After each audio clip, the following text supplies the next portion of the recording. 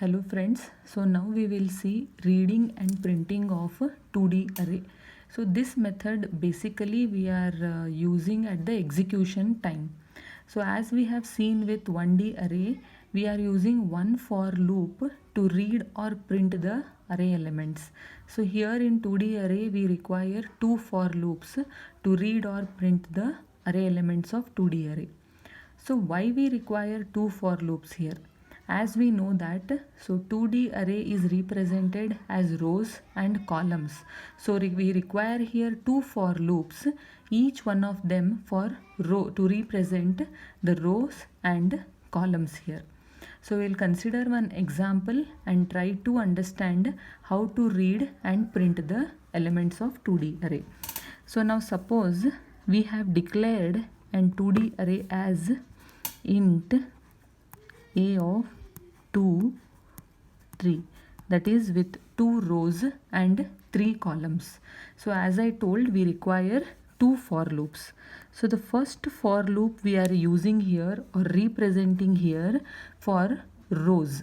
Okay, so as we know that we start counting in an array from 0. So here we need to start entering the elements into an array from 0th element.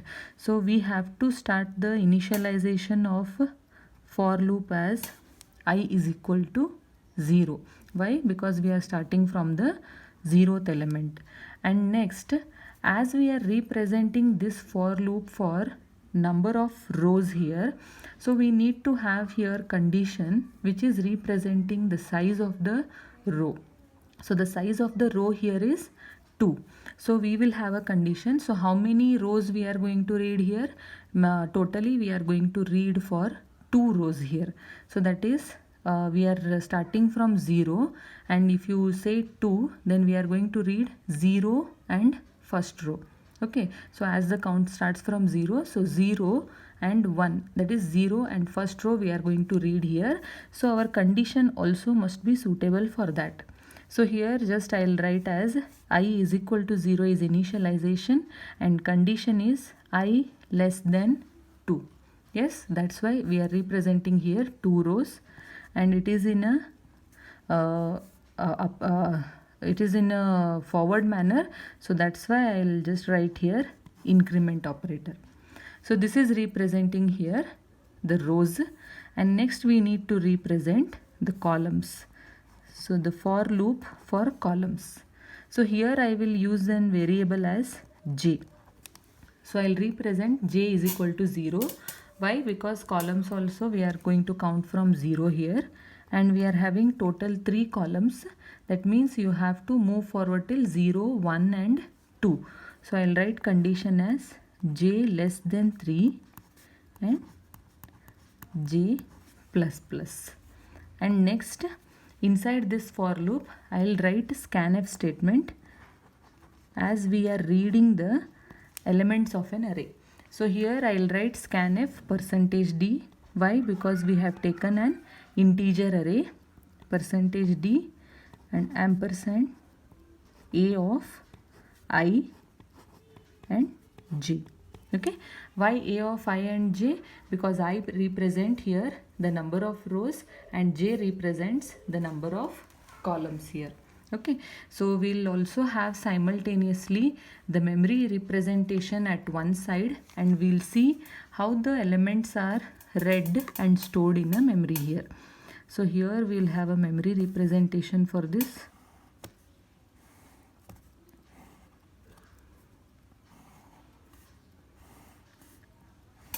So we are having 2 rows 0 and 1 and 3 columns 0, 1, 2.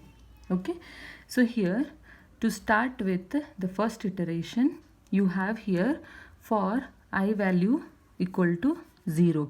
So I is equal to 0 here. Okay, and then check the condition. 0 is less than 2. Yes, so this condition is satisfied here. So enter into the loop. Once you enter into the loop, you have one more loop here to check with the columns. So next you have here j is equal to 0. J is equal to 0 and 0 is less than 3. So this loop also is true here. then enter the loop. I'm sorry, I forgot to close the brackets here. So this is the first for loop closing and second for loop closing. Okay, so we'll start with the tracing here. So now I is equal to 0 and j is equal to 0. You are going to read the integer element which you are storing at this particular address. So as you all know, each and every memory cells are having addresses here. So here where it will be stored, the element will be stored at a of 0 0, as I value is 0 and j value is 0. Now suppose I will store here value 10. So 10 will be stored in the first position of the array. And next iteration, now you will go back again and update j value here. We will not go to update I value as we are inside this loop itself. Okay, so after reading the first element, so you will go back and update the j value. Now still I value is equal to 0 and j changes to 1. Now you are going to read the value at position a of 0 1. That is, now suppose if I read 20, what is a of 0 1? Row 0 column 1. So here we are going to read value 20. And next again j will be updated here. So still I remains 0 and j will be updated to 2. So 2 is less than 3. Yes. So you will insert the value into a of 0 2. Now suppose if I enter 3 there. So 3 will be stored in location a of 0 2. Okay, now again j goes back and gets updated here. Now j from 2 it changes to 3. Now check with the condition, 3 is not less than 3. So this condition fails here. Once this condition fails, you will go out of this loop. Now out of this loop you have one more loop. So you will update I value here. Now I value becomes 1 and 1 is less than 2. So this condition satisfies, enter into the loop. Now you have one more new for loop here. So now the j value again starts from 0. Okay, so now I is equal to 1 and j is equal to 0. So you are going to read the value at a of 1 and 0. Now suppose if I read here 14, so a of 1 0, 14 will be stored at this particular location. Next again j gets updated here, I remains the same, so I will be equal to 1 and j also will be equal to 1 and 1 is less than 3. Yes, it is true.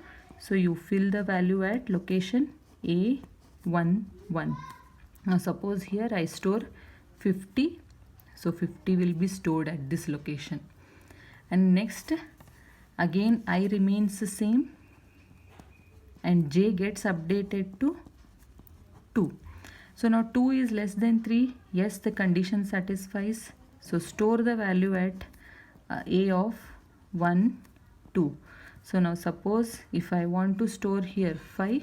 So I will store in this location 5. That is a of 1 2. That is a of 1 first row second column. Now j gets again updated here, j becomes 3. So 3 is less than 3 condition fails here. So again you will go out of the loop and next you will come here, your control comes here and I will be updated. I value was 1, so now I value becomes 2. Check the condition, 2 is less than 2. Yes, this condition also fails here and we are done with reading the elements of 2D array here.